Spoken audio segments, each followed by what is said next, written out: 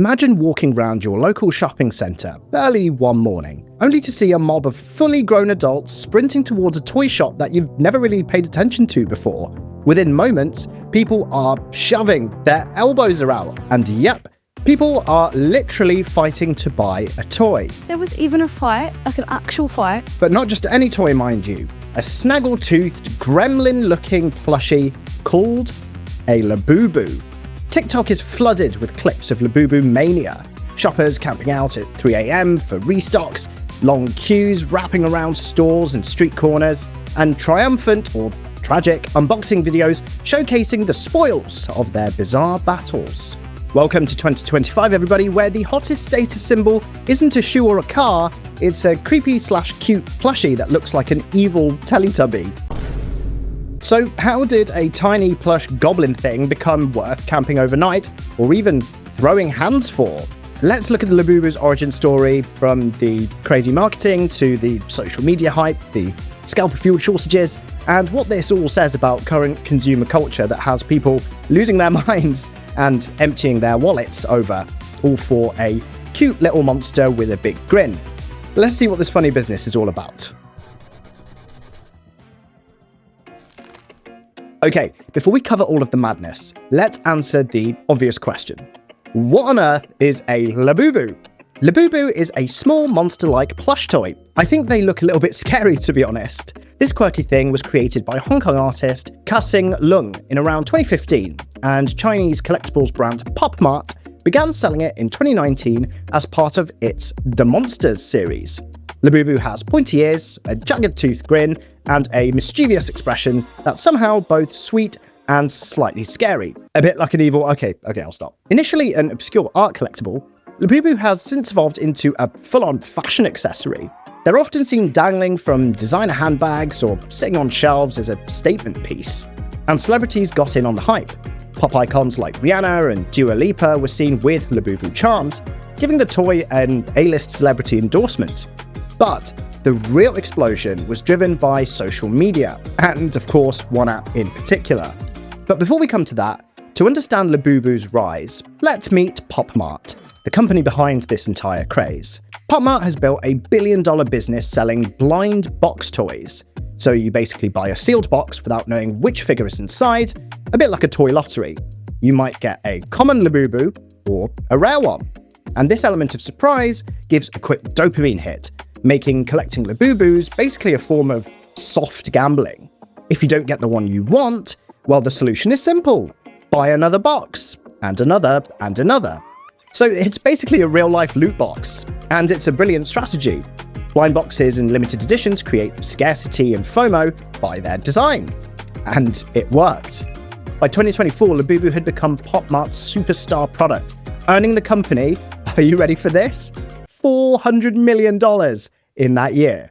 Pop Mart's artist collaboration model and slick marketing turned what was once a pretty niche figurine into a mass market obsession. But nothing propelled the Labubu quite like... Alright, we're doing Labubu unboxing number 5,554,555 with my beautiful wife.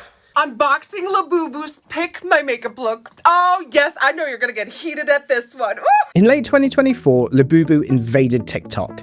Influencers began posting oddly satisfying unboxing videos, ripping open blind boxes, and reacting to whichever Labubu that they got.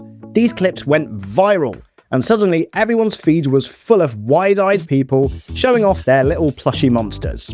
The TikTok algorithm, of course, loves a good trend, and the more people posted about Labubu, the more it pushed the craze to millions more viewers. Fans who had never heard of Labubu the week before were now racing to their local Pop Mart to buy one.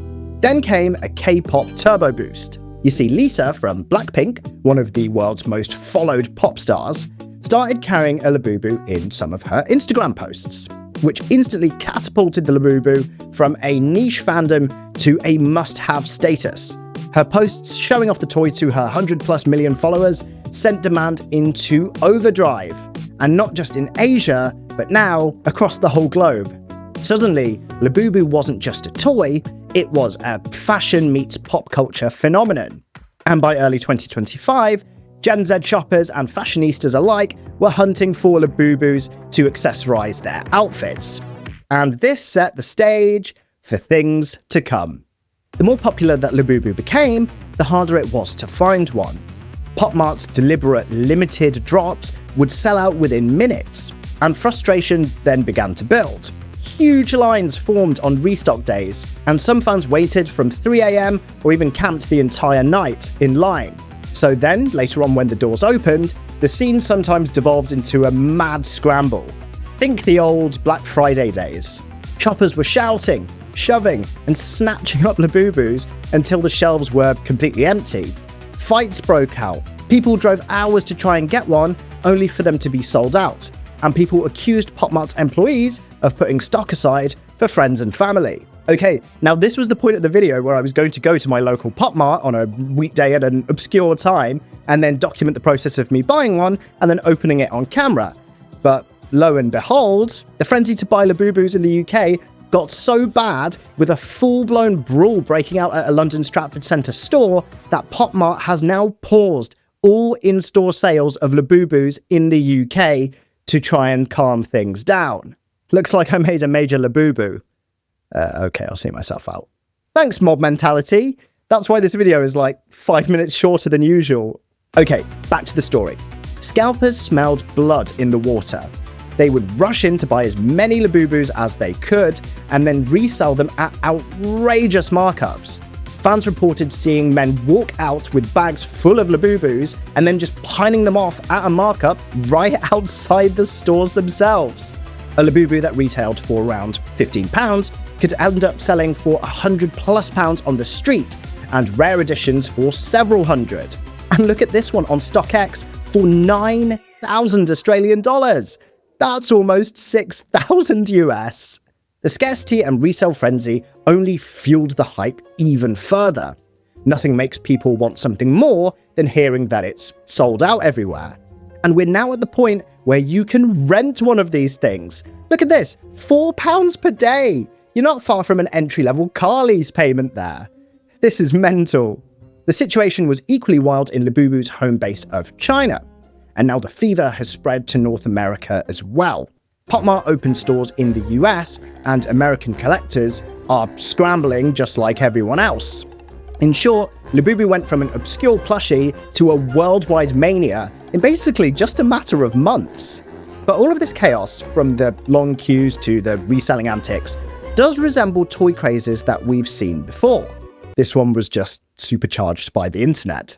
So yes, if all of this sounds familiar, that's because toy crazes are actually nothing new. In the 1980s, parents were literally fighting over Cabbage Patch Kids. And then in the 90s, there were Beanie Babies, and yes, just like Labubus, some of those plushies sold for thousands as well on the aftermarket. Furbies, Tickle Me Elmos, Tamagotchis, even NFTs. Each decade seems to have its must-have collectible that sends crowds into madness. So the pattern repeats. A toy becomes a hot collectible trend, the perceived value skyrockets, and then supply just can't keep up or is deliberately kept scarce, and then hype reaches a boiling point, and the people lose their minds a little bit. Eventually the fad cools down, and then the next one comes along a few years later. We humans are weird, aren't we? So, what's making the Labubu so successful? First, an interesting and original character. Second, the sense of mystery because you don't know which one that you're going to get. Third, a sense of exclusivity and pretty good marketing hype. Fourth, a sense of scarcity and FOMO, whether deliberately engineered or not. And finally, 5, celebrities and the modern age of social media, aka TikTok. The Labubu frenzy of 2025 is a pretty poetic snapshot of consumer culture in our social media era. People get a powerful motivation to buy and some to fight for their chance to have the in thing. We've reached a point now where a toy becomes a must-have fashion accessory because celebs and TikTokers decided that it's cute. Very Black Mirror-y, isn't it? People longing for a sense of belonging and fun latch onto what they see online. It seems to be human nature. A weird form of mass hysteria, maybe? Brands and buyers together create the hype. Pop Mart limited the supply, but then had to fan out the flames, while consumers, and scalpers, amplified the craze by literally lining up around the block to buy them. Then clips of said queues and lines go viral, and that fuels the whole craze further.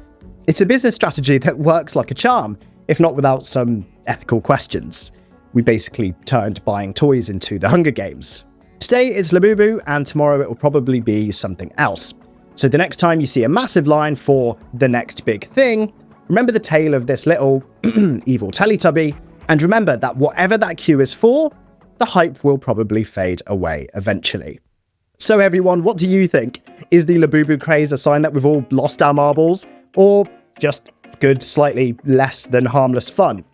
Let me know in the comments if you'd ever camp out or throw hands for a fuzzy little toy, or if you're just watching all of this madness far away in the sidelines with some popcorn in your hands. Also, let me know in the comments if you've had experiences with previous toy crazes or crazes of other natures as well. If you enjoyed this episode, please do go ahead and hit that like button. It's a lot easier than acquiring a Labubu, that's for sure. And for more videos looking at the intersection of business, culture, technology, and all sorts of other things, please do go ahead and subscribe to Funny Business as well. You can expect a new video approximately every week. No camping out required. Until then, stay sane out there and avoid any toy brawls. And remember, collect what makes you happy, not just what's trending. Thanks for watching, everybody. Now click over here to see this video that I think that you'll enjoy, and I'll see you over in that one.